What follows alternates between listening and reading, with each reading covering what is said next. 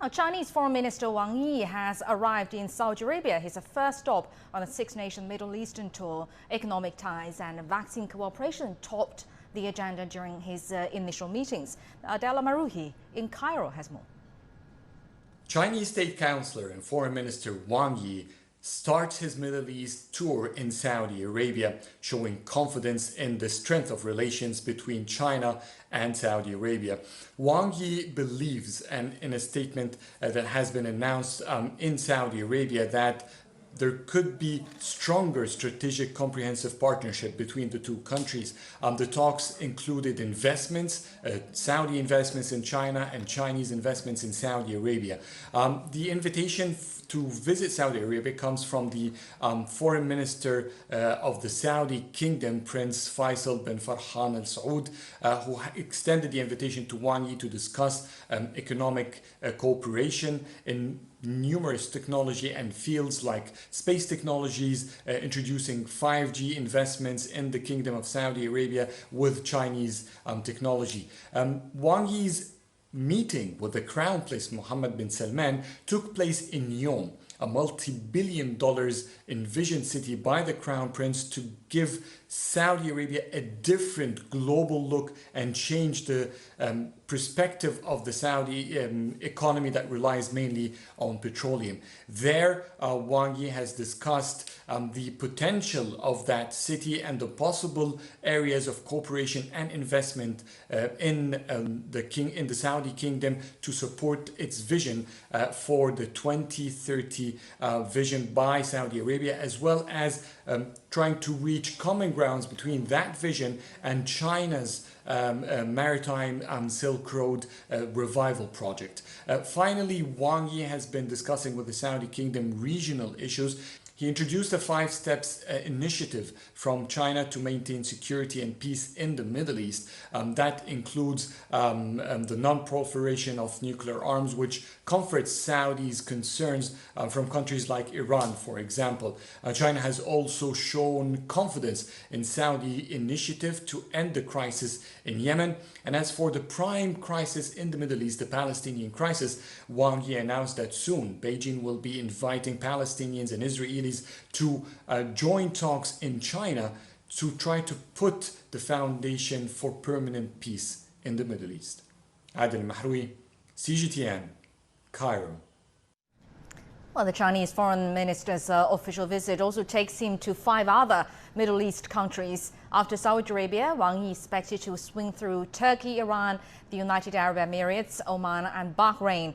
And for more insights on the minister's trip to the region, our guest Wang Jin is joining us from Xi'an in China. And Wang Jin is an associate professor of Middle Eastern Studies at China's Northwest University. Wang Jin, welcome to Global Watch. Well, Gulf states like Bahrain and UAE have chosen Chinese coronavirus vaccines for their inoculation campaigns. How would you assess China's cooperation with the Middle East when it comes to pandemic control? I think it shows the very mutual meaning, because first, from the perspective of China, we believe that the vaccine represents the political meaning, because that the vaccine should not be distributed just among a few countries, but should be distributed among the whole world, among the different countries, that especially the countries who are very urgently needed to confront and to prevent the spread of the coronavirus. So that's why, from the political meaning, China and the Gulf Arab states, we believe we have the very common belief that the vaccine should be distributed very fairly, very equally among the whole world. And on the other hand, from the perspective of the Gulf countries, they believe, they trust the technology of China, especially the medical technology. They trust the vaccine that's made in China. So that's why that makes a belief, especially not only the cooperative ties over the medical, but also the political ties between the two sides much more closer. So vaccines become the very important key for the bilateral ties between China and the Middle East. What other areas of cooperation do you see between China and the Middle East countries? I think the cooperation areas will be very, very broad because if we really look at from the very strategic level of the two sides, for example, Saudi Arabia, they have the vision of 2013 to hope to turn the country from the very oil-dependent country to the very whole prosperous country. And also, if we look at, for example, Oman has a vision of 2014, and the UAE has the agenda 2013, and also the Bahrain has a vision 2013 too. So every country in the Middle East, they have their own very ambitious and broad future, and so they need the cooperation from outside, especially from China. And also we see China has a Belt and Road Initiative. We hope to construct the world under the principle of the shared community. So that's why from the very strategic level, we will have much, much more potentials to cooperate, not only concentrate on the traditional foundation of the energy cooperation. That's for sure very important in the future, but we will have more. The vaccine, the medical technology, the space technology, and also the investment, the financial, everything can be talked and everything will be on the table. And I think we will face a very, very broad perspective from China and Middle Eastern cooperation in the future. Dongning. Right, and Gulf region is full of uncertainties, and the relations among the Arab countries are quite complex. So what possible challenges are you seeing when it comes to the bilateral relations between China and Arab countries?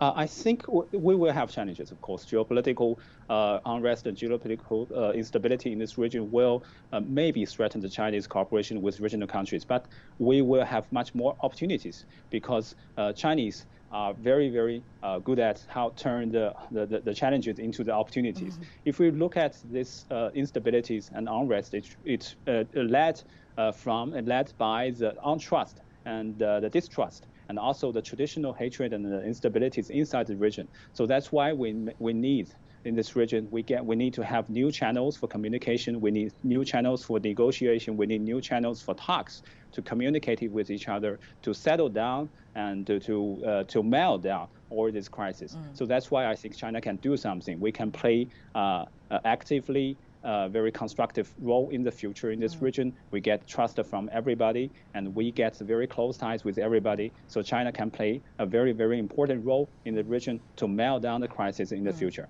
As a mediator of the regional crisis. All right, thank you very much indeed, Wang Yi from China's Northwest University.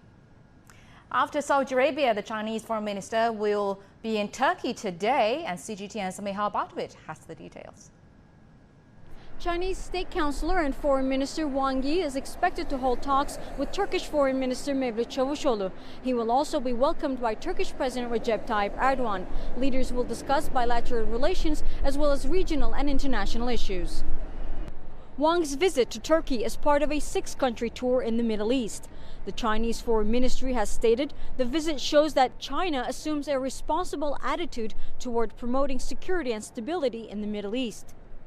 Meanwhile, China and Turkey have been cooperating intensely during the COVID-19 pandemic.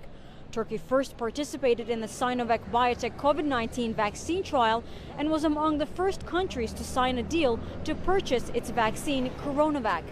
Turkey rolled out its vaccination program in January and has since administered over 12.3 million doses of the Chinese vaccine. President Erdogan himself was also vaccinated with CoronaVac. He recently stated Ankara may purchase 50 million more doses from Sinovac Biotech. Beijing and Ankara have also been cooperating within the scope of China's Belt and Road Initiative known as BRI. Erdogan recently expressed his support of the initiative and stated that it was significant to revitalize the historic Silk Road on a win-win basis. The two countries have joined forces on large-scale projects such as the Baku-Tbilisi-Kars Railway and terminal port Kumport as part of the BRI. Leaders will also discuss ways to increase strategic cooperation during the visit here in Ankara.